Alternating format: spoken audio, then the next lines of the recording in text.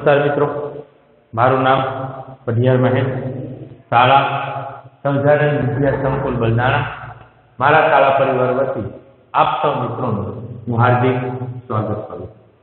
मित्रों, आज आपणे धोरण 7 विषय विज्ञान अने एक नवुं प्रकरण आपणे शरू करवा जई रह्या छीए, जेनुं नाम छे वनस्पतिमां प्रजनन। वनस्पतिनी अंदर प्रजनन थकी जे एक नवा છોડનું નવા બીજનું જ્યારે એની અંદર નિર્માણ થાય છે તો એને વનસ્પતિનું પ્રજનન કહેવાય। જેવી રીતે આપણે મનુષ્યોની અંદર પ્રજનન થકી એક માતાના ગર્ભની અંદર એક નવા બાળકનું જ્યારે એનું નિર્માણ થાય છે ત્યારે એનો સમયગાળો 9 મહિનાની અંદર એ બાળક પરિપક્વ થઈ અને આ દુનિયાની અંદર આવે। તો એ આખી જે પ્રક્રિયા છે કે 9 મહિનાના સમયાંતરે ધીમે ધીમે એના અંગોનો વિકાસ થાય, તો એક આખી પ્રજનન પ્રક્રિયા છે।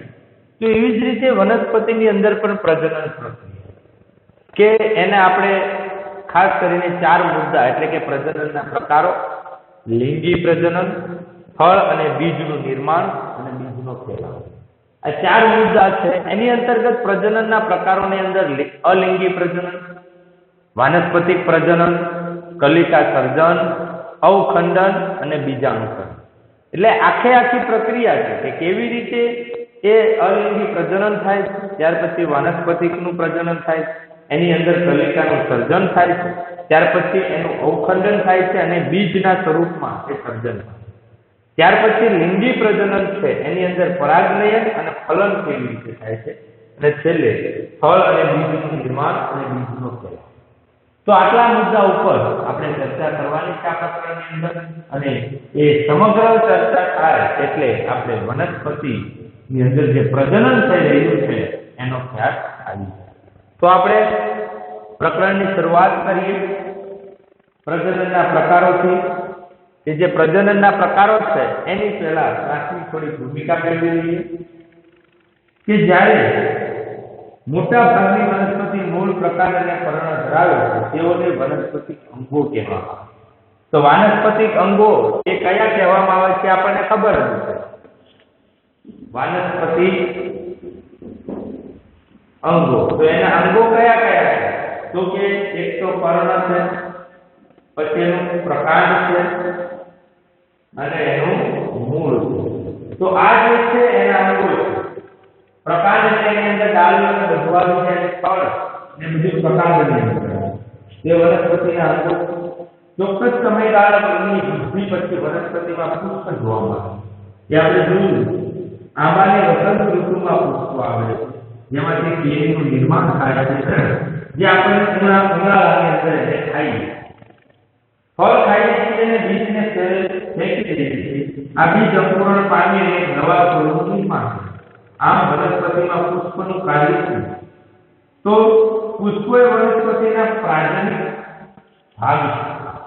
પુષ્પો જે છે એ વનસ્પતિના પ્રાજનિક ભાગ છે। વનસ્પતિના પ્રાજનિક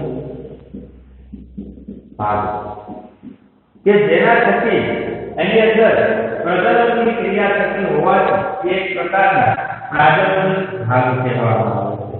તો આપણે જ્યારે કહીએ છીએ કે જ્યારે આપણે કેરીનો ગોટલો ખાધો, કેરી ખાધી છે ત્યારે તેનો ગોટલો ગમે ત્યાં ફેંકી દઈએ છીએ, ત્યાર પછી બીજ છે એ અંકુરણ પામી અને એની અંદરથી એક નવા છોડનું નિર્માણ થાય।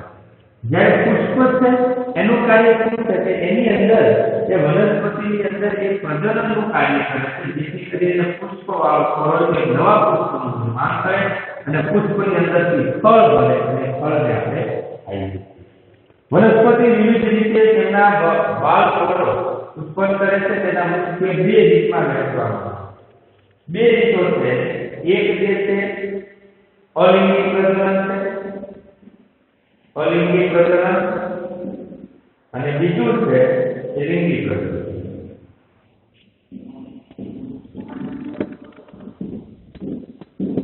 બે રીતે એના જે બાળ છોડ છે ઉત્પન્ન કરે છે। જે વનસ્પતિ છે પોતાના બે રીતે બાળકો ઉત્પન્ન કરે છે, એક અલિંગી પ્રજનન અને એક લિંગી પ્રજનન. તો કે અલિંગી પ્રજનનમાં વનસ્પતિ બીજ વિના નવો છોડ ઉત્પન્ન કરે છે. આની અંદર બીજ વિના નવો છોડ એ ઉત્પન્ન કરે છે. લિંગી પ્રજનનની અંદર નવો છોડ બીજમાંથી ઉત્પન્ન કરે છે.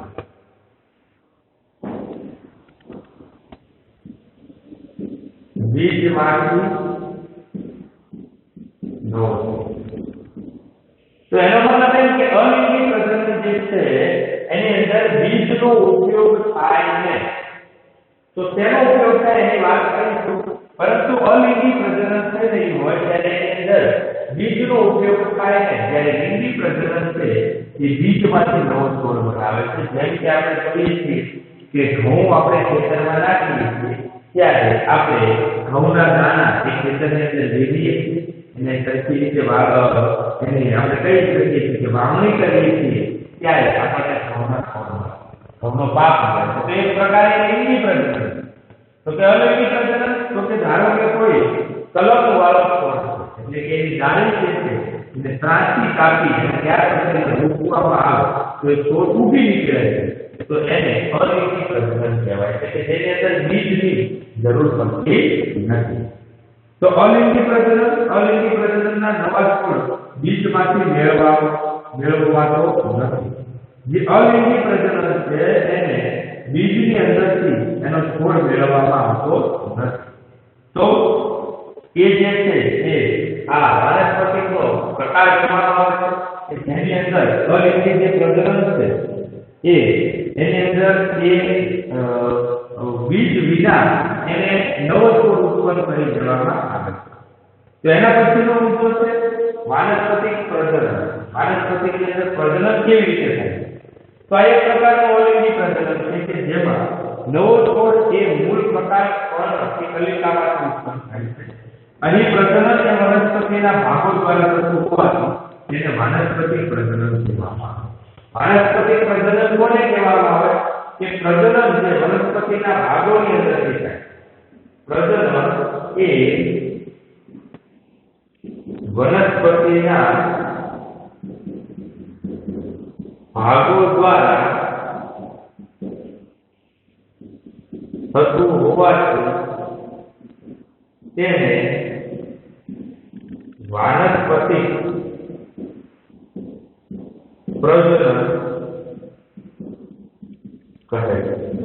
કે વનસ્પતિના જે પણ ભાગો છે એની અંદરથી જ્યારે પ્રજનન થતું હોય તો તેને વાનસ્પતિક પ્રજનન કહેવાય. તો કે વનસ્પતિના ભાગો એટલે પર્ણ, પ્રકાર, મૂળ અને પુષ્પ, તો એની અંદરથી જ્યારે પ્રજનન થાય છે તો તેને વનસ્પતિના પ્રાથમિક ભાગો કહેવામાં આવે છે. આપણે કોઈ ગુલાબનો છોડ છે એને વાવવો છે, તે ગુલાબના છોડને વાવવા માટે આપણે બીજ નથી ઉપયોગ કરતા, એની કલમનો ઉપયોગ કરીએ છીએ. કે એને જે છે ત્રાંસું થોડુંક કાપી અને ત્યાર પછી એને આપણે રોપીએ છીએ તો એ ગુલાબનો છોડ થઈ જતો હોય.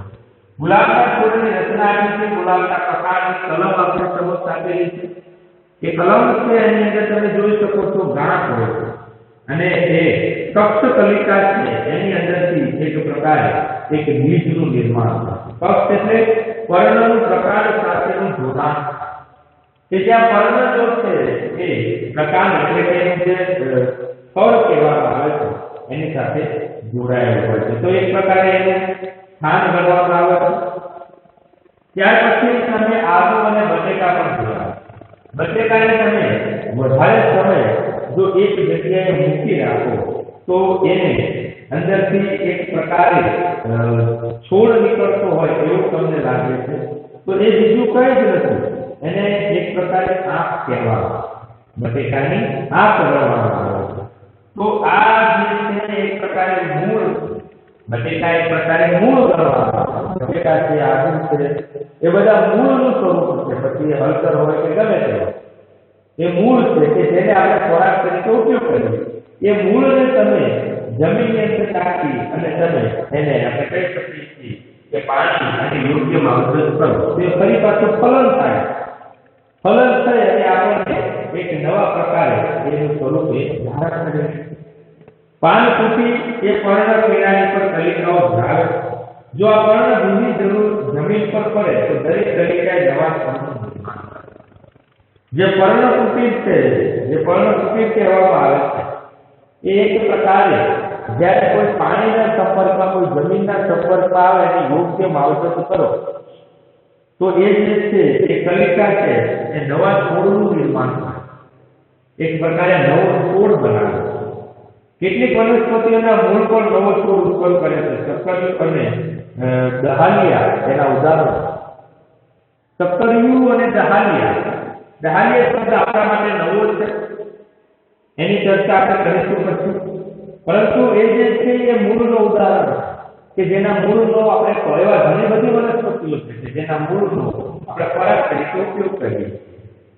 છોડ જેવી વનસ્પતિમાં તમને અમુક ભાગ મુખ્ય વનસ્પતિઓથી જુદો પડતો હોય ત્યારે તેમાંથી નવો છોડ ઉત્પન્ન કરે છે। દરેક છૂટો પડેલો ભાગ એ નવા છોડનું સર્જન કરે।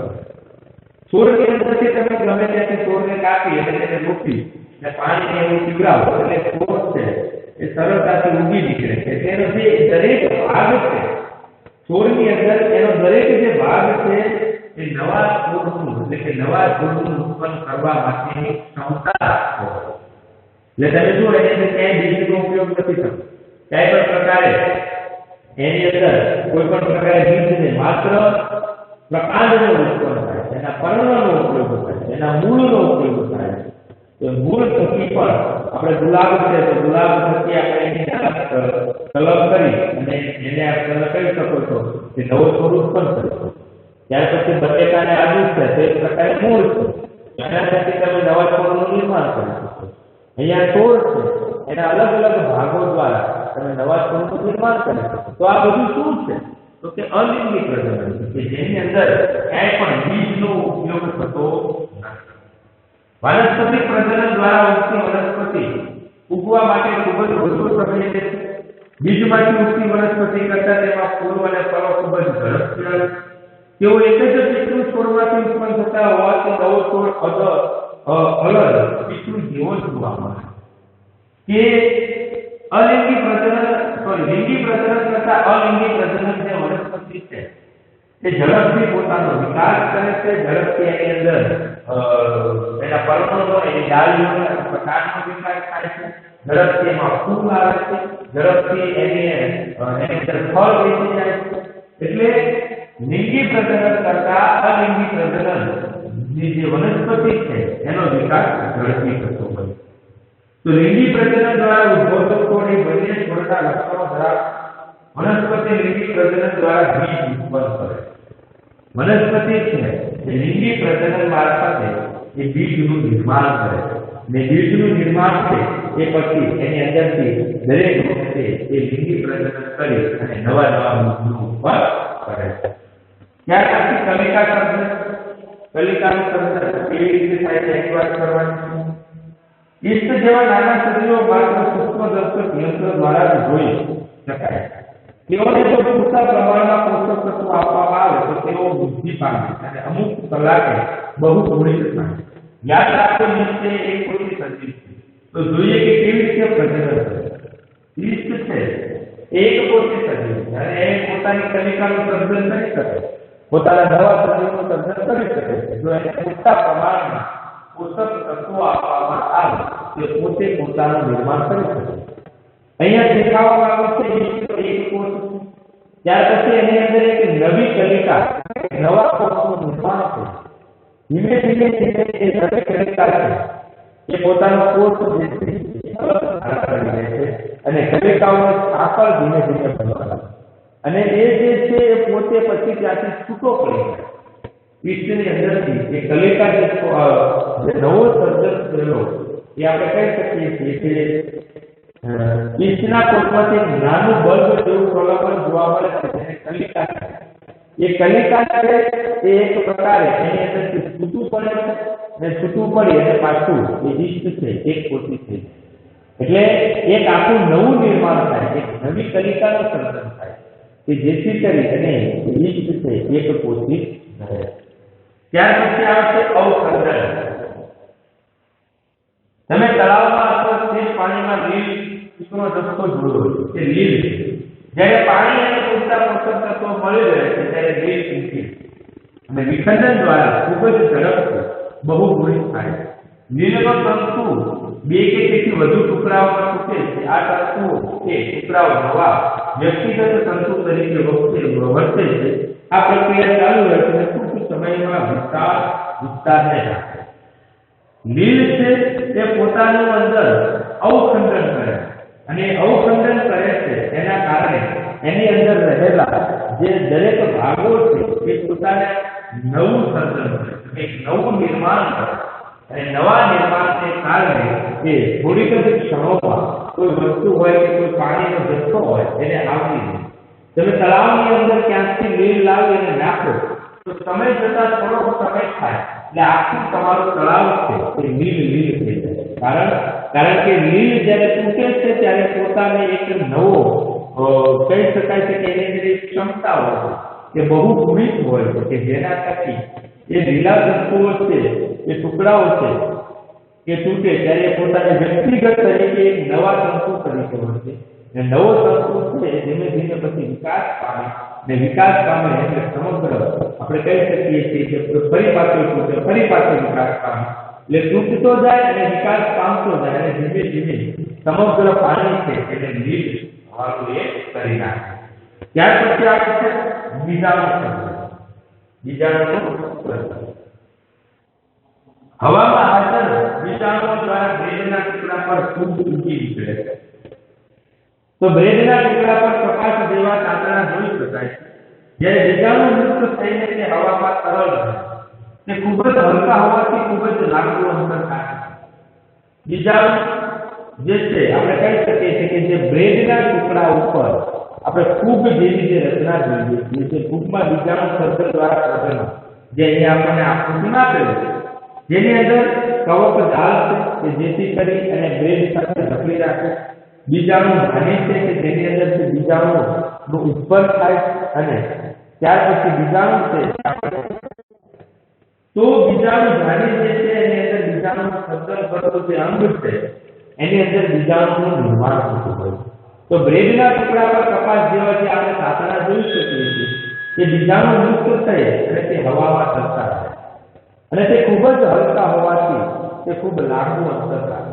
હલકા હોય છે એટલે ધીમે ધીમે એ પવનના વેગ સાથે એ પોતાનું લાંબુ અંતર કાપે અને ધીમે ધીમે સમગ્ર બ્રેડ ઉપર એ બીજાણુ બીજાણુ અનિયમિત પ્રજનન અંગ છે.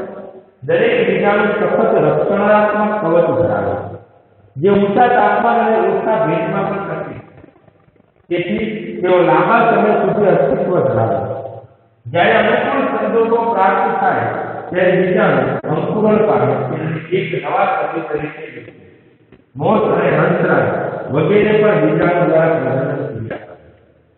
એટલે જે પવન સાથે જ્યારે એના બીજાણુ ધીમે ધીમે આગળ વધે ત્યારે ત્યારે એની અંદર જે બીજાણુ છે એ ત્યાં વિકાસ પામે જો કે પોષક તત્વો મળે એટલે પોતાની જાતને એક નવ નિર્માણ પામે અને એના લીધે ફરી પાછું પોતાનો વિકાસ ક્યાં કરે ફરી પાછા બીજાણુ પરિપક્વ થાય અને હવાની ઝડપે આગળ વધે ત્યાં પાછા એ બીજાણુ છે ફરી પાછા યોગ્ય પોષક તત્વો મેળવી અને ફરી પાછા પોતાનો વિકાસ કરે. તો એની અંદર મોસ અને હંસરાજ જે છે એ આ બીજાણુ દ્વારા પ્રજનન ક્રિયા કરે છે એના એક ઉદાહરણ છે. તો અહીંયા બીજાણુ સર્જન છે એ અહીંયા આપણું પૂર્ણ થાય છે. હવે વાત કરવાની છે લિંગી પ્રજનન. લિંગી પ્રજનન એ કોને કહેવામાં આવે? લિંગી પ્રજનન છે એની વાત કરીએ કે પુષ્પની રચના અગાઉ ભણી ગયા છે તે જાણો કે પુષ્પ એ વનસ્પતિનો પ્રજનન અંગ છે. પુકેસર એ નર પ્રજનન અંગ છે, સ્ત્રીકેસર એ માદા પ્રજનન. એની અંદર બે પ્રજનન અંગો છે, એક પુકેસર અને બીજું સ્ત્રીકેસર. તો પુકેસર જે છે એ પુકેસર એ આપણે કહી શકીએ છીએ કે નર પ્રજનન અંગ છે, નર પ્રજનન અંગ અને સ્ત્રીકેસર એ માદા પ્રજનન અંગ. તો જે ફૂલો માત્ર સ્ત્રીકેસર અથવા માત્ર કેસર દ્વારા છે તે અલિંગી પુષ્પો કહે છે અને જે ફૂલો સ્ત્રી કેસર અને પુરુષ કેસર બંને ધરાવે છે તેને દ્વિલિંગી પુષ્પો કહે છે। એવા પુષ્પો કે જેની અંદર માત્ર પુંકેસર હોય કાં તો સ્ત્રી કેસર હોય તો આ બંનેમાંથી એક હોય તો એક લિંગી પુષ્પો અને જે પુષ્પો આ બંને ધરાવે છે પુંકેસર અને સ્ત્રી કેસર તે દ્વિલિંગી પુષ્પો કહેવામાં આવે છે। જેની અંદર આપણે સ્ત્રી કેસર અને પુંકેસર ની અંદર જોઈ શકીએ છીએ કે પુંકેસરની અંદર પરાગાશય અને તંતુ હોય છે, જ્યારે સ્ત્રી કેસરની અંદર પરાગાશય હોય છે, પરાગવાહિની હોય છે, અંડાશય હોય છે અને અંડક હોય છે। આટલો ભેદભાવ હોય છે કે પુંકેસરની અંદર માત્ર તંતુ અને પરાગાશય હોય છે, જ્યારે સ્ત્રી કેસરની અંદર અલગ અલગ એના પ્રજનન અંગો હોય છે। તો પરાગાશય પરાગરજ ધરાવે છે જે નર જન્યુઓ ઉત્પન્ન કરે છે। આ જે પરાગાશય છે જે સ્ત્રી પુંકેસર તે સ્ત્રી કેસરના પરાગરજની અંદર થઈ અને એ નવા નર જન્યુઓ ઉત્પન્ન કરે છે। જ્યારે પરાગાશય પરાગવાહિની અને અંડાશય ધરાવે છે સ્ત્રી કેસર તો અંડાશય એક એ વધુ અંડકો ધરાવે છે જેને માદા જન્યુ અથવા અંડકોશ અંડમાં ઉત્પન્ન થાય છે। લિંગી પ્રજનનમાં એક નર જન્યુ અને એક માદા જન્યુ ભેગા થાય અને એક ફલિતાંડ બને। જ્યારે લિંગી પ્રજનનની અંદર એક નર જન્યુ અને એક માદા જન્યુ આ બંને જ્યારે ભેગા થાય છે ત્યારે એની અંદર આપણે કહી શકીએ છીએ કે એક ફલિતાંડ એટલે કે નવા કોઈ પણ સજીવ અથવા ફૂલ અથવા પુષ્પ અથવા ફળ એના માટેનું અલગ થાય। ત્યાર પછી વાત કરવાની છે પરાગણ। પરાગણ રજ સખત રક્ષણાત્મક કવચ ધરાવે છે જે તે સુકાઈ જતા અટકાવે છે। પરાગણ રજ હલકી હોવાને કારણે તે સરળતાથી પવન અથવા પાણી દ્વારા વહન પામે છે। જીવજંતુઓ પુષ્પની મુલાકાત લે છે અને તેઓના શરીર પર પરાગરજ લઈને જાય છે। કેટલીક પરાગરજ તે જ પ્રકારના પુષ્પના પરાગાશય પર સ્થાપિત થાય છે। પરાગાશયમાંથી પરાગરજનું પરાગાશય તરફનું વહન પરાગનયન કહેવાય। તો પરાગાશયમાંથી પરાગરજનું જ્યારે પરાગાશય તરફનું જે વહન થાય છે તેને પરાગનયન કહેવાય। તો આના માટેનું વહન કરવા માટે સૂક્ષ્મજીવો છે, પશુ પક્ષીઓ છે કે જેના સાથે બીજ ચોંટી જાય છે અને આગળ વધી અને નવું નિર્માણ થાય છે। જ્યારે પુષ્પ પર પરાગરજ પરાગાશય પર સ્થાપિત થાય છે તો તેને સ્વપરાગનયન કહેવામાં આવે છે। એક પુષ્પની પરાગરજ તે જ છોડના બીજા પુષ્પ અથવા તેના જેવા અન્ય છોડના પુષ્પના પરાગાશય પર સ્થાપિત થાય છે તો તેને પરપરાગનયન કહેવામાં આવે છે। જ્યારે એક પુષ્પનું પરાગરજ કે બીજા પુષ્પ સાથે સ્થાપિત થાય તો એને પરપરાગનયન કહેવામાં આવે છે। કારણ કે એ પોતાનું નથી, એ બીજાનું છે, એટલા માટે એને પરપરાગનયન કહેવામાં આવે છે। ત્યાર પછી વાત કરીએ આપણે ફલન। તો જન્યુઓના સંયુગ્મથી રચાતા કોષને ફલિતાંડ કહે છે। જે જન્યુઓ છે એ જન્યુઓના સંયુગ્મથી બંનેના ભેગાપણાથી જ્યારે નવા કોષની રચના થાય છે તો તેને ફલિતાંડ કહેવામાં આવે છે। નર જન્યુ અને માદા જન્યુનું સંયુગ્મ થવાની ક્રિયાને ફલન કહેવામાં આવે છે। જ્યારે એક નર જન્યુ અને માદા જન્યુ એ બંને જ્યારે એકબીજા સાથે ભળે છે તો એ થવાની જે આખી પ્રક્રિયા છે એને ફલન કહેવામાં આવે છે। ફલિતાંડ ત્યારબાદ ભ્રૂણમાં વિકસે।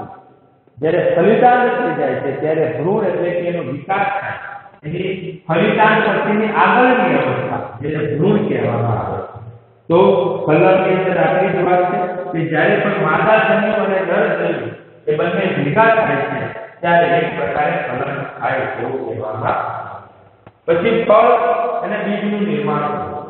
જ્યારે ફલન પછી અંડાશય ફળમાં પરિણમે છે અને પુષ્પના બીજ ભાગ ખરી પડે છે ત્યારે ફળ એ પાકી ગયેલું અંડાશય છે। અંડકોશમાંથી બીજ નિર્માણ પામે છે। બીજ રક્ષણાત્મક બીજ વળગમાં ભ્રૂણ ધરાવે છે અને કેટલાક ફળો માત્ર અને રસાળા હોય છે જેવા કે કેરી, સફરજન, નારંગી, કેટલાક ફળો કઠણ હોય છે જેમ કે બદામ અને તો આપણે જોઈ શકીએ છીએ કે જ્યારે ફલન થઈ ગયું છે, ફલન થઈ ગયા પછી એનું પુષ્પ છે એ ખરી જાય છે અને ધીમે ધીમે ફળ છે એ પરિપક્વ થઈ જાય છે. કેટલાક ફળોની અંદર માત્ર એટલે કે એનો જે જથ્થો છે વધારે હોય તો એની અંદર સફરજન છે, મોસંબી છે અને કેટલાક કેરી પણ છે તેનો સમાવેશ થાય. જ્યારે કેટલાક ફળો સખત હોય તો જેમ કે બદામ છે, અખરોટ છે, તો એ સખત ફળ હોય છે, પરંતુ એ ફળ અને એને બીજનું અને છેલ્લો મુદ્દો બીજનો ફેલાવો. તો બીજનો ફેલાવો જુદી જુદી જગ્યાએ ફેલાવો. જેવી રીતે કે કોઈ વનસ્પતિ છે તો વનસ્પતિ દ્વારા બીજનો ફેલાવો થાય. ત્યારે તો કોઈ એવી પણ પ્રક્રિયા હોય કે જ્યારે કોઈ પ્રાણી છે, પશુ છે, પક્ષી છે એ પોતાના શરીર ઉપર ચોંટાડીને નીચે લઈ જાય. કોઈ સૂક્ષ્મ જીવો છે એ પોતાના શરીર ઉપર ચોંટાડીને નીચે લઈ જાય. ત્યારે આપણે પણ એવું થાય કે આપણા બૂટ, ચંપલ, આપણા કપડા સાથે કોઈ બીજ છે એ ચોંટી જાય ત્યાર પછી આપણે કપડાને ઝાપટીએ છીએ ત્યારે પડી જાય અને એ પોતાનો વિકાસ કરે છે. તો ફેલાવો ગમે તે રીતે થાય, હવા મારફતે પણ થાય. આપણે જોઈએ છીએ કે આપણા કેન્દ્રની અંદર ઘાસ છે, નીંદર છે, ગમે ત્યારે ઉગી શકે. તો એ હવા મારફતે એના બીજનો ફેલાવો થાય અને બીજને યોગ્ય પોષક તત્વો મળી રહે એટલે એ પોતે પોતાનો વિકાસ ત્યાં કરી દેતું હોય. તો આવી રીતના પ્રકરણ 12 જે વનસ્પતિમાં પ્રજનન છે કે જેના અલગ અલગ મુદ્દા હતા એનો અભ્યાસ આપણે કર્યો છે. તો અહીંયા આ પ્રકરણ જે છે એ પૂર્ણ થાય છે. હવે પછી જ્યારે નવા વિડીયોમાં મળીશું ત્યારે એક નવા પ્રકરણ સાથે ચર્ચા કરીશું. ત્યાં સુધી નમસ્કાર.